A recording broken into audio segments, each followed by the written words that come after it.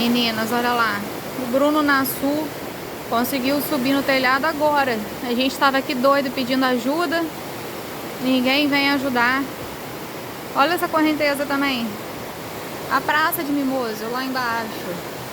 O Gilberto, a gente fez um buraco na parede aqui. Ele conseguiu subir. O posto de saúde já está no segundo andar já, ó. Olha só. Presbiteriana. Acabou, tá? Tá. Aqui, ó, a cuidadora tá ali, tadinha, no telhado. A única que sobreviveu E da casa. o pessoal da casa, infelizmente, morreu.